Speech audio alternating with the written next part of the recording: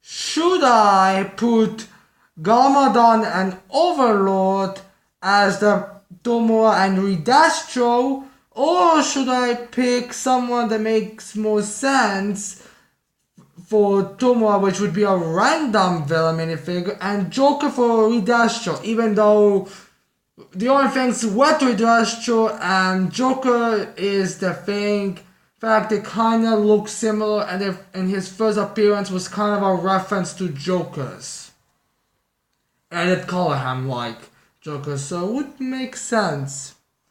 Oh, we make a video. Alright. Let's just put Garmadon over here, and yeah. Hello everyone, I am Overhaul, and today we are reviewing My Hero Academia, chapter 232, titled Cockroach. I hope I'm misremembering the name, or there was a translation error with mine, because honestly to God, I have no idea why it's called Cockroach. But yeah, we begin this chapter with the Spinner basically giving us the lowdown on what's happening, and seeing some images or clips or panels with Gigantomachia versus Tomura, Twice, and Kompraska. Well, he first fights a copy of Tomura, which on the end leaves him to have an opening in which for Tomura, Twice, and Kompraska to strike him, and then he seems to do some kind of a energy type attack, which I don't know what the fuck is up with that. Maybe that was just his sheer force and it's just made to look like it's an energy type attack, but yeah. So yeah, Spinner basically tells us what's been happening for like a month and a half. Now, this kind of helps us with the whole time placing thing we have, because first was just, I believe, stated that it was before the new, before the new polls on the top 10 pro heroes. But now we get like, since it's been like a year, a month and a half. So I'm going to assume the half part is like immediately between the year and a half was where the poll was shown, and then there was in that time there was the high end attack and all that. So yeah, we are getting a bit more of a timeline now, which helps, if you ask me. But yeah, basically the thing that's been going has been like for 48 hours they've been fighting Gigantomachia. Well, plus 44 minutes, but yeah, it's basically been going 48 hours, 44 minutes, then 3 hours of sleep. So 2 days and 44 minutes. That's how long they have been fighting Gigantomachia for. For a month and a half. Now, that's impressive. It's especially impressive for Tomura if you consider the fact that apparently Twice, Kompraska, Toga, and Spinner were changing between that time. Whatever this is, first they were all fighting, but after they kind of got the idea what Gigantomachia was doing, I guess he might have knocked 2 of them out for a bit, and then he just attacked Tomura, and then they noticed that Gigantomachia just attacks Tomura, so yeah. Yeah, it doesn't really matter how they figured that out. But yeah. So the question everyone is mind is right now is, when did they sleep, eat, or do any other type of stuff? Well, we get an answer for that. Spinner says that Tomura has hardly slept, most likely coming up with plans and seeing what they can find out what Gigantomachia's quirk, because Ojiko for some reason didn't tell them what his quirk was or what even to expect. And for the whole food thing, he might have ate, because Kompraska does ask when that monster ate last.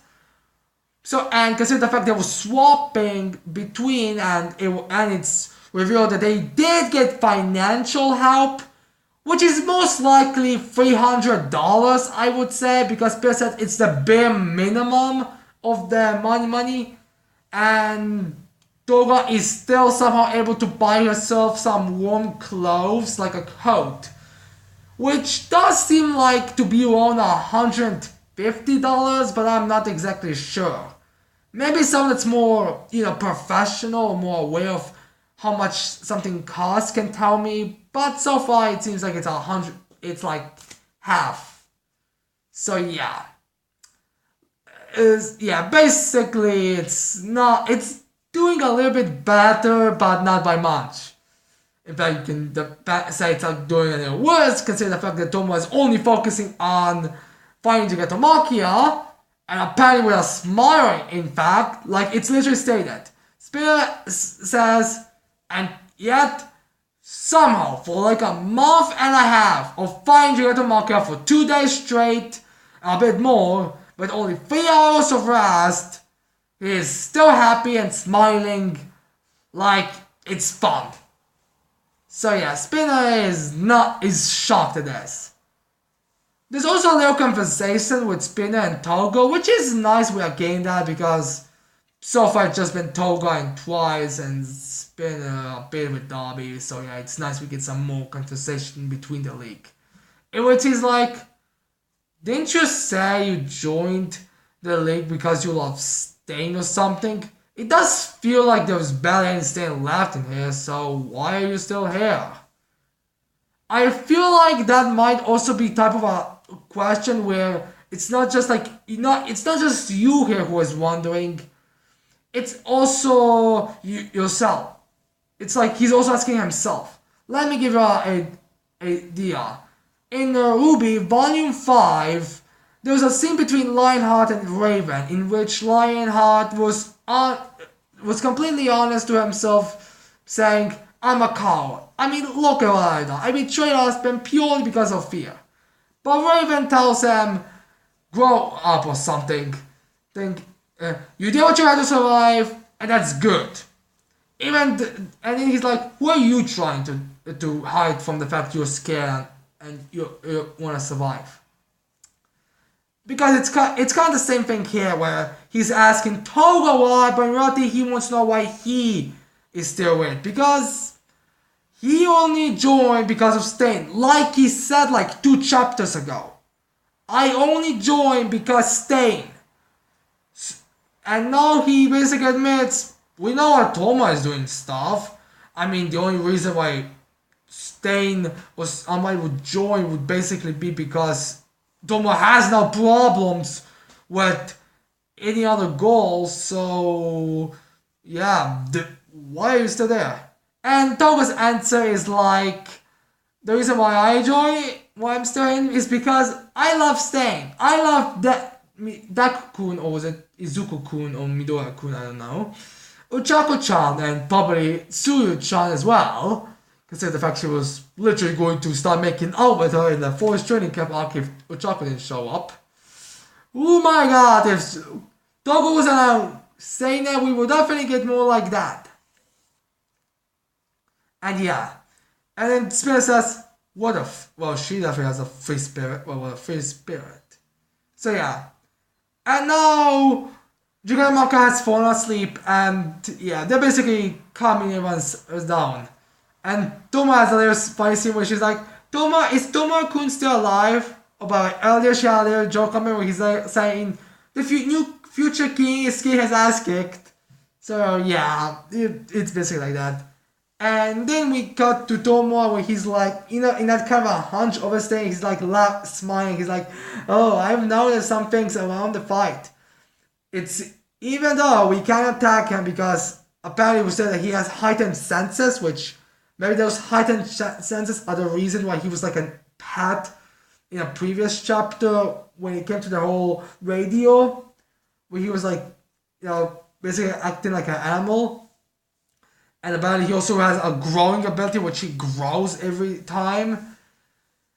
It was like, I've noticed some things. So his movements have been getting slower. Granted, he still has the stamina to fight us, but he has been slowing down. He has been affected by it.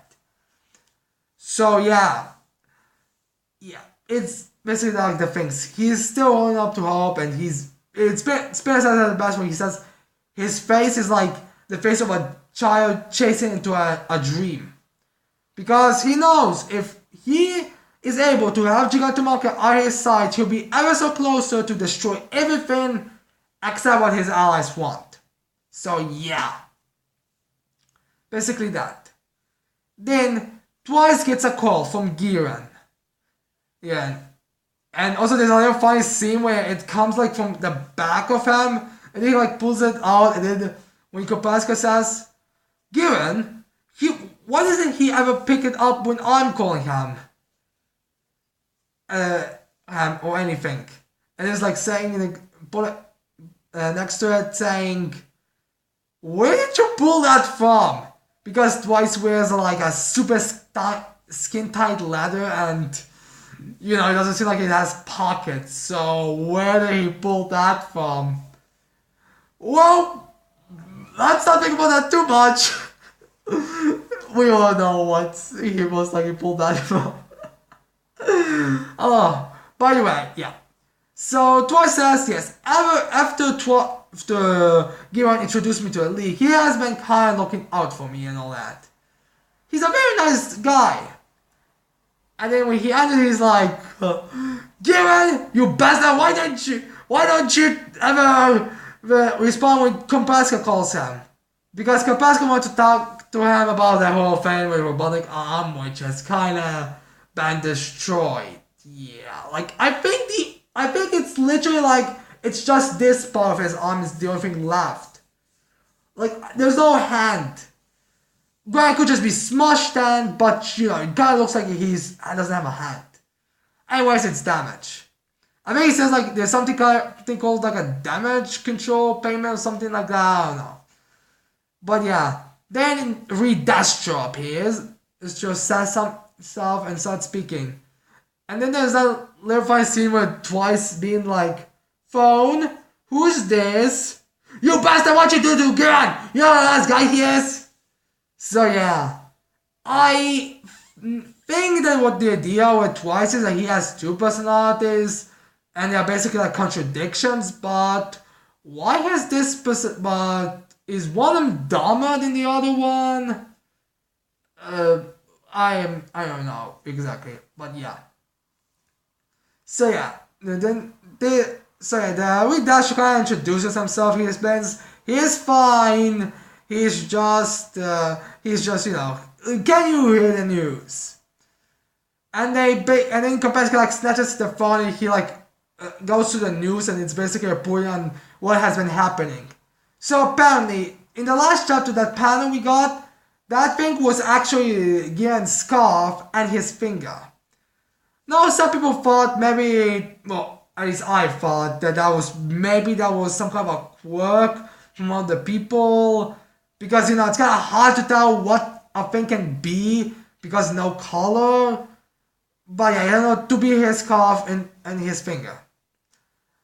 And they were these type of things were like all over, like sunglasses, a coat, and scarf, and I don't know what else, like just pieces of clothing were like spread all over everywhere where the League of Villains has been sighted, like in Hosu, Camino, where the precepts, when the highway, everywhere like that.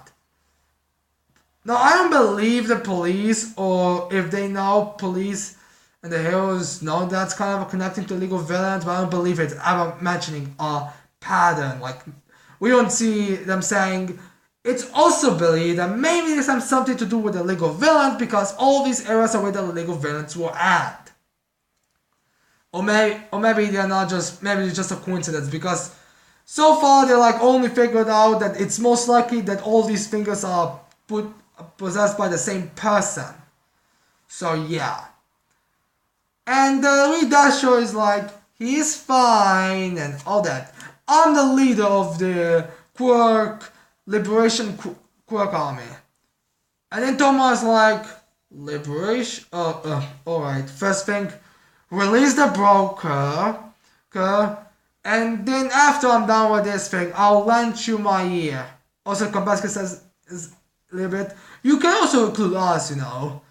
But I feel like Tomura was just like, because you gotta look at his face and he's like, yes, I will defeat Shigetamaki. Oh, I'm getting closer and closer every day. Oh great, a fucking geezer from a bygone era is contacting us and talking to us. Who most likely wants to get in something from the league, or maybe he wants to join or whatever. Oh my god. Alright, look, I'll lend you my ear after I'm done here. Just release the broker so we could get in contact and blah blah blah. He also says, first Yakuza and now the Quick Liberation Army. Is this bygone era becoming trendy again? Come to think about that, book sure did start in the marketings from now on. Is this seriously just going to be a fad now again? And Midastro says, oh no, Toma. First thing, we have not released the broker. Because he's our hostage, you know.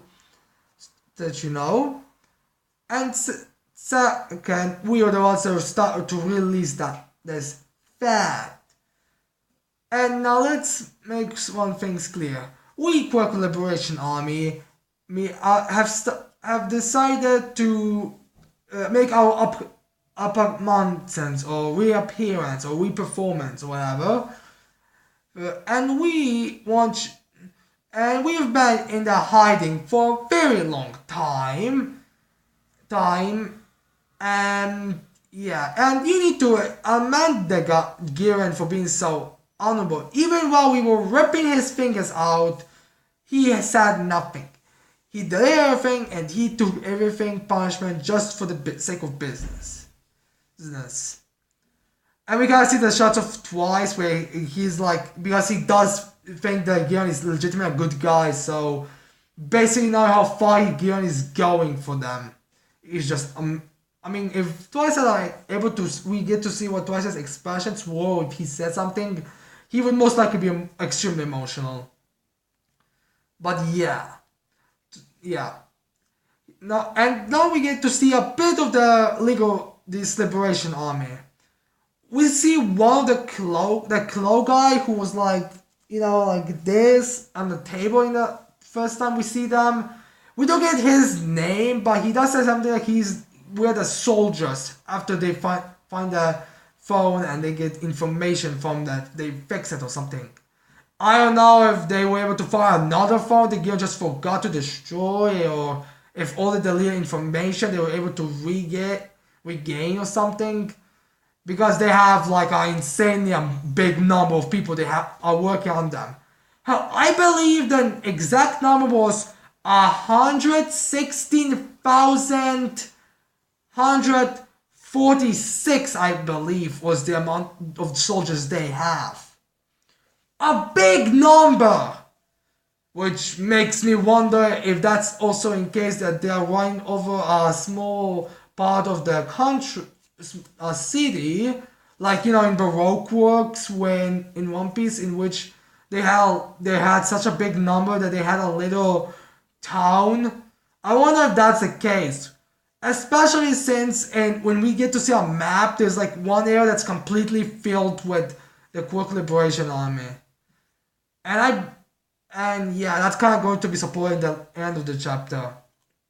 But this cloaked figure, we don't know what's his name, we don't know, he just refers to himself as a soldier.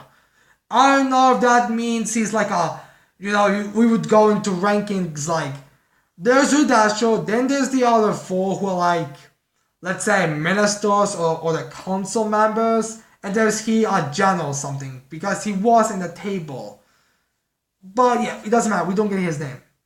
Maybe he's going to play a bigger role in the future, like maybe he'll be around the Quick Liberation Army, also a Power Liberation Army, to join the League of Villains, or maybe he's going to be that mysterious guy that was name drop in the last chapter by Present Mike. Well, not in the last chapter, like when when Present Mike was talking to Aizawa and he mentioned a random guy. The guy, I don't know.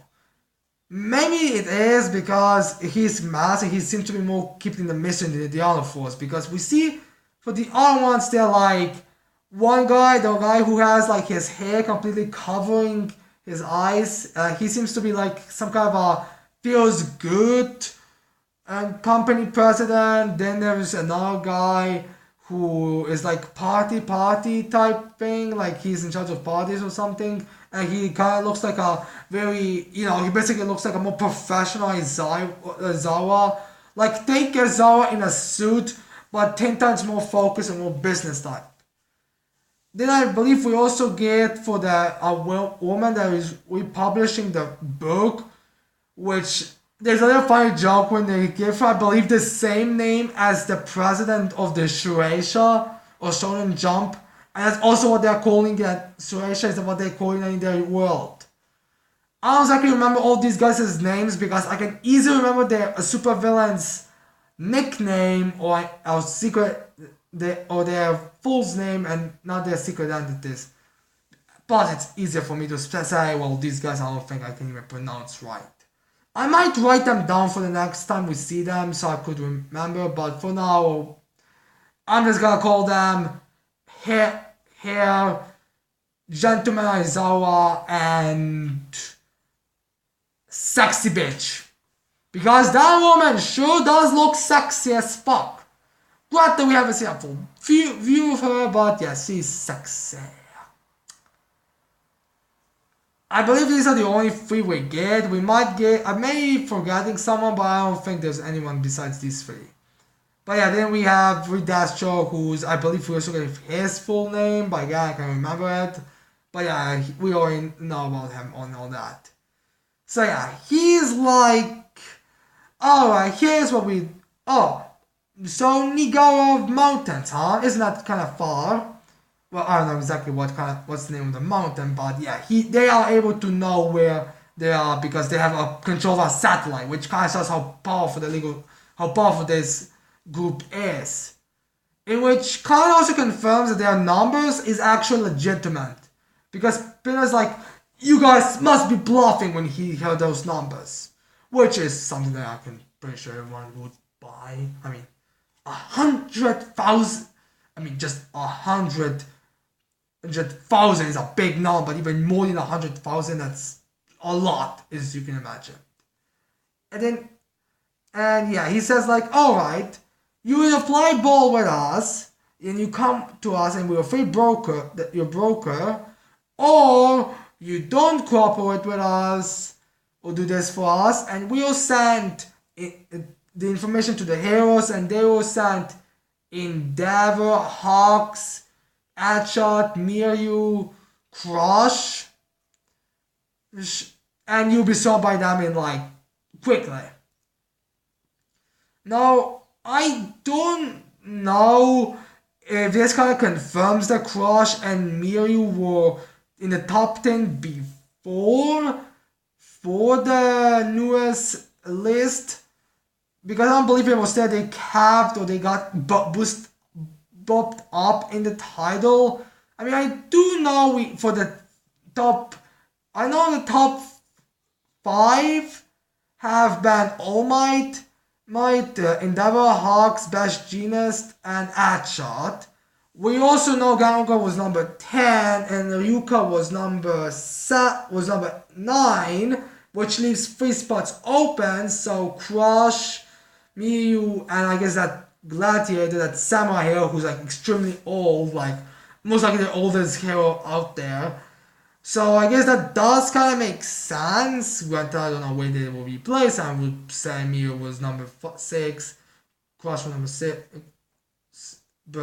7, and that Almond guy was number 8. But yeah, also it's possible that they did get were not in the top 10 and they are in top 10. But Tomura and the other ones knew who they were. I mean, there was no comment like from Tomura. It was like, who the fuck are Crush and Miryu? Because remember, all these guys were for the most part fighting Giran Tomura. I mean, it's possible that at least someone like Toga Spinner twice and Kapaska heard of it, but Tomura doesn't bring out who are those guys. Because, you kind of mentioned in a big way, like, on the same level as Endeavor, in Headshot and Hawks, and the other ones, they don't know. Plus, it was said that Toga went in to buy stuff, so maybe she overheard it when she was buying. I wonder how the fuck did she buy it, because, kind of the whole thing that she's popular because of the crimes, but I guess she could have just killed someone, robbed everything, and then she disguised herself as one person and she went to buy it. Or she could have stole, but Spencer says she bought it. Maybe it's just a share, but yeah, who cares? But yeah, anyways, that's how it basically goes. It does seem like Mirio and Crush were in the top 10 before the whole thing.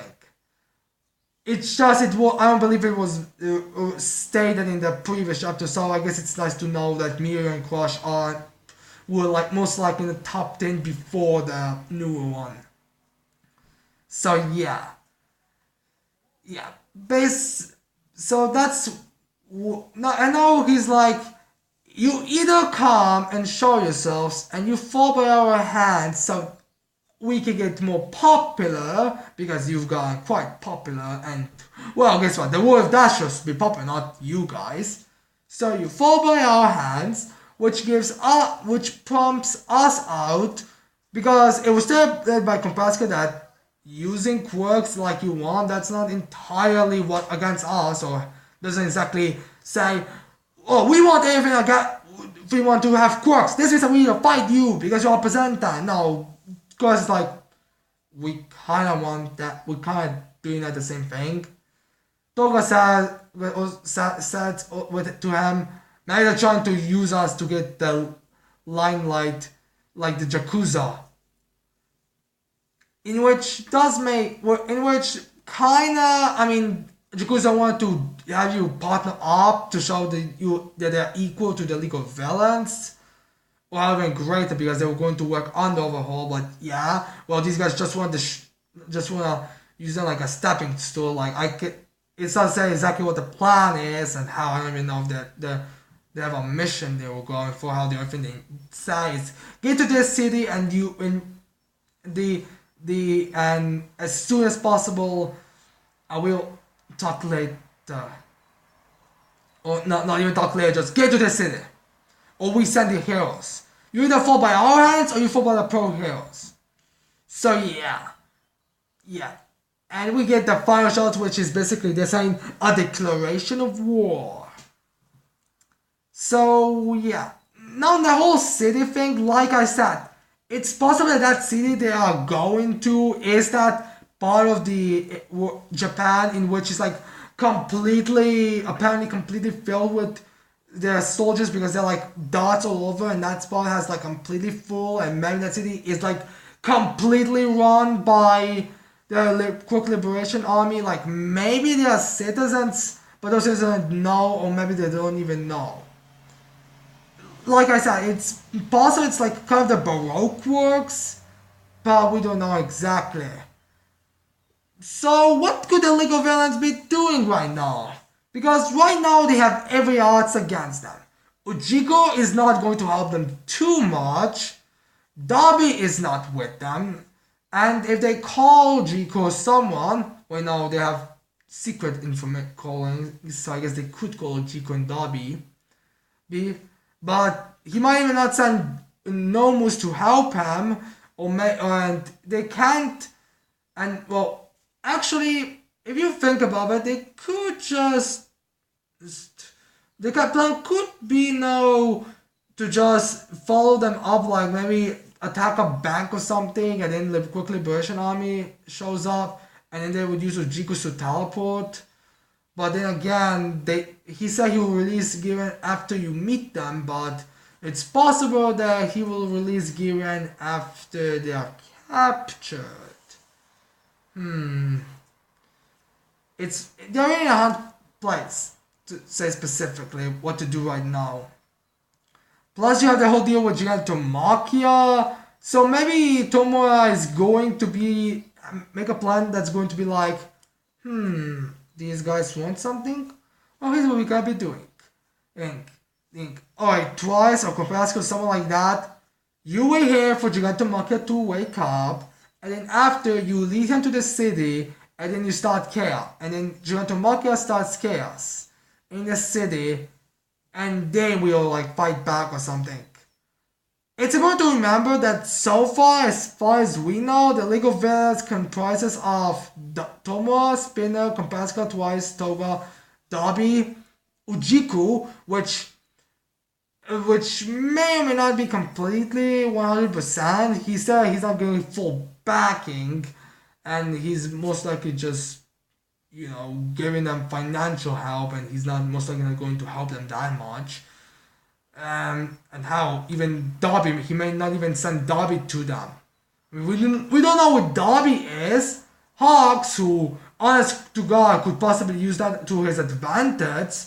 I mean, I consider this to be kind of a thing where Dobby will we cannot trust you to get playing right now. Gigantomachia, who doesn't follow them, who they can just use because, his mindset. A bunch of Nomus who, as far as we know, are still not completed to use, and the possible spy they have in UA. But at that point, I'm wondering, how is he going to help? He needs to be disguised, and I don't believe they have a costume ready to disguise him completely, or her, whoever the spy is. I have brought up the idea, or I would brought up the idea that maybe if for example, Kwamenai is the traitor, that Jiku would swap him with a Nomu that could take a different form, or a shapeshifter, and then he'll just put on a robe and a face mask to the mask that looks like kind of a hand would change the voice, and he'll be hooded, and then he'll use electric powers or something. As well as Jiro, if the traitor's plans to recruit members of his class into the League of Villains. And although there is still a possibility there are more members, it just so happens that, the ones that are new members we just don't know about just haven't appeared yet, or maybe later maybe in the next chapter when they are walking to a city, because, well, I don't know exactly where the city is. I don't even know if we ever heard of the city. It's possible that they would kind of be yo, Dobby, we kind of need you to do some city, come there quickly. And I would be oh yeah, oh by the way, I have a couple of new members, Tomura, so what do you want to do me to do with them? Bring it to say as well, I mean, after all, we are going to have a little war with a trendy dumbass. So yeah, I don't know exactly where this could be going. I'm excited for it, and I just gotta wait until we get to the fights. Because so far, every single chapter seems to just be giving you more hype. More, what could happen. Then. And right now, honest to God, the next chapters may not be as hyped, but until we get to the fights, pretty much hype is everything we can have. I am wondering how they're gonna be having their face-ups a bit, because, kind of the whole thing. Not that many powerhouses, and how it seems like Spirit is getting even weaker, because in the beginning of the chapter there was also stated apparently his movements are getting slower, but yeah. So yeah, what do you think about the chapter? I think it's great, and very hyped for the next one. Now anyways, I hope you liked this video. I hope you're gonna leave a like and subscribe to my channel for more videos in the future. And that's it, I cannot wait to see all of you people next time. Bye!